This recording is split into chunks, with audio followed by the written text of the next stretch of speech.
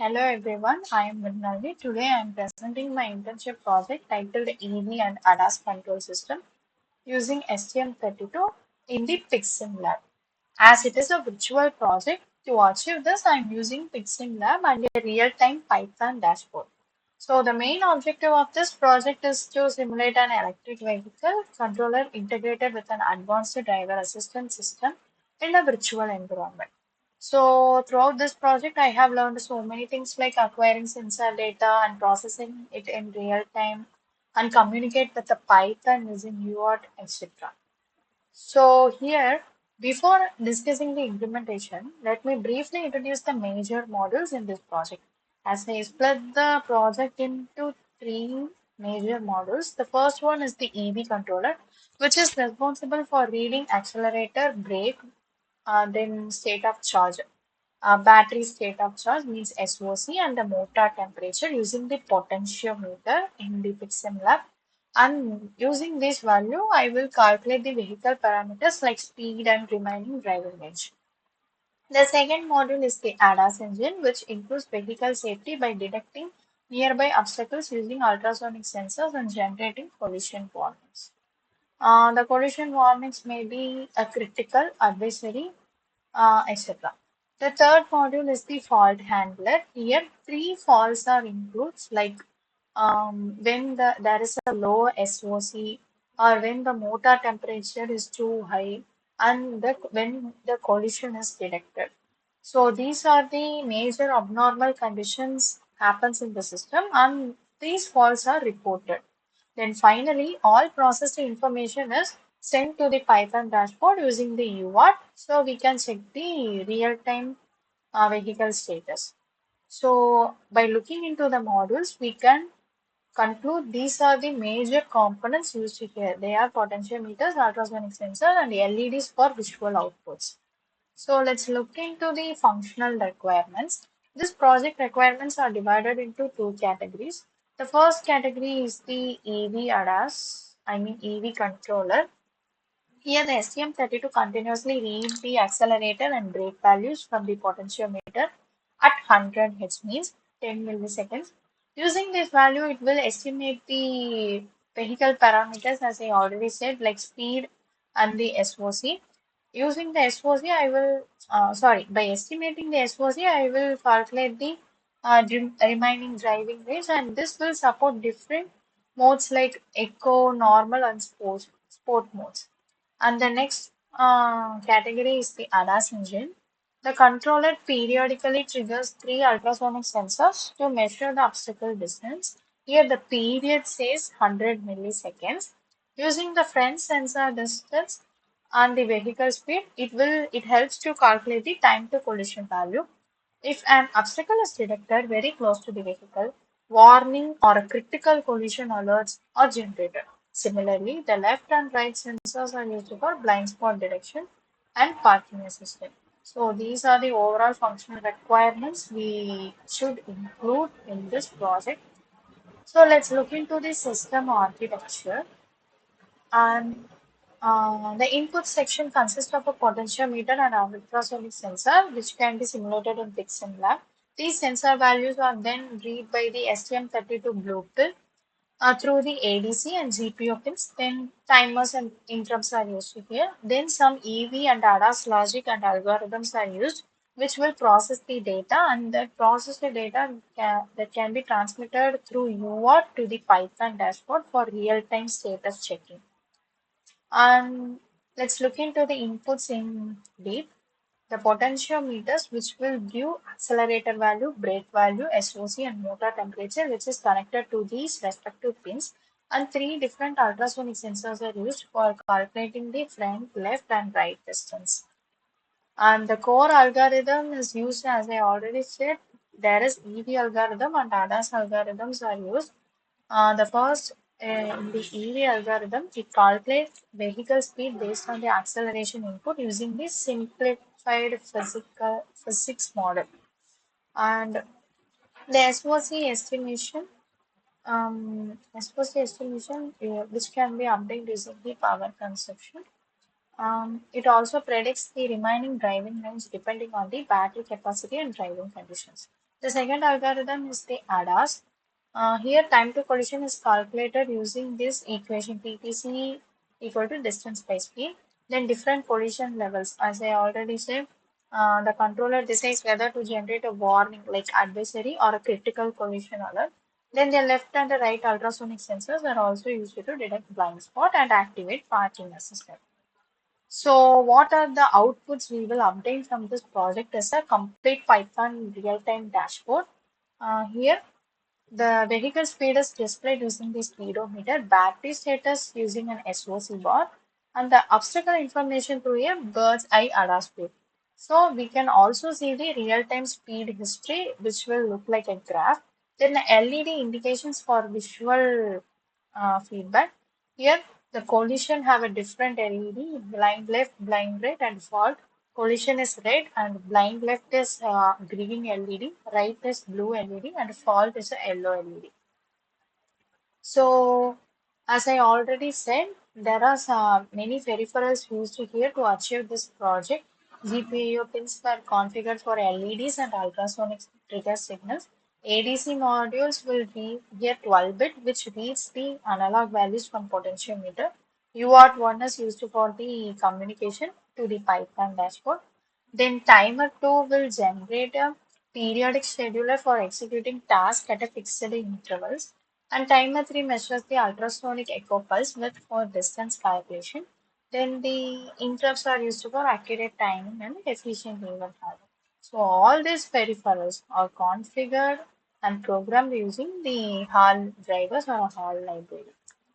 So overall, what I have learned is how to configure GPIO, ADC, timer, UART, and etc. And also bringing a real-time dashboard development. So at last, I want to discuss the challenges I have faced during this development of the project. Initially, I have faced an establishing a reliable UART communication between Pixim Lab and the Python dashboard. Where, as I already sorry, I have used VSPE. So sorry, configuring those VSPE and Python and PixelLab, I faced the difficulty there. Then synchronizing the ultrasonic sensor timing and passing telemetry frames correctly, which are also challenging. Then after debugging this, I have successfully integrated all modules. So at last, in conclusion, I have successfully developed a virtual EV and ADAS embedded system using PixelLab and the Python. So let's look into the simulations. This is the Texan lab. The blue pill is used, and I have already loaded a binary file and configured the port, serial port as a COM1 at this bar rate. And these are the input I have already set. This is the potentiometer. Here, by sliding this slider, I will increase the accelerator value. It acts at a accelerator pedal, and this one is a brake pedal, and this is the SOC and the temperature. So let's keep this all here. And this is the overall Python dashboard. Here the SOC is high, so it shows the initial SOC as a 99.4, approximately 100%, and a motor temperature is set to a certain value. So when I increases gradually the accelerating value, I can see the speed is increasing gradually, which can be reflected in this speedometer also. As it is increases gradually, 5, 6. So when I increases the accelerometer level in some further, the speed also increases, which we can see in this Python dashboard. So here the brake is 0 because the brake kept here has a 0. So when I increases the brake, as regenerative braking is obtained, which can be seen from this terminal. 50 is the brake value in the Python dashboard.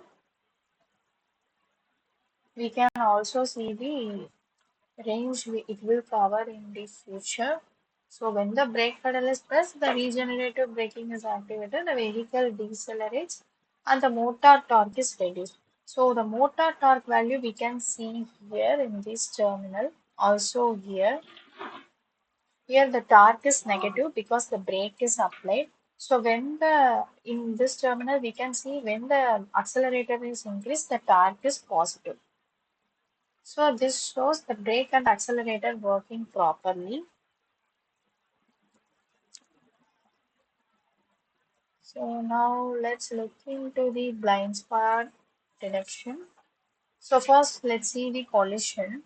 So when I reduces the distance, we can see that red light will indicate the collision, and also here I can see the collision distance, and in Python dashboard alarm becomes the critical. Before it is a normal, now it becomes the critical. So now let's look into the left and the right blind spot. So when I reduces the left distance, the LED is not glowing. Here I can see the left module is coming closer to the EV, which I can see here. So similarly, when I reduce the right side, a blue light will glow here, but now it's not working. Before it works well. So I can see here also the front, left and the right distance. Now it receives the data slowly. So when I reduces the distance here, the blue light is glowing for right. And I also see in the Python dashboard, advisory alarm is given as it acts as a warning.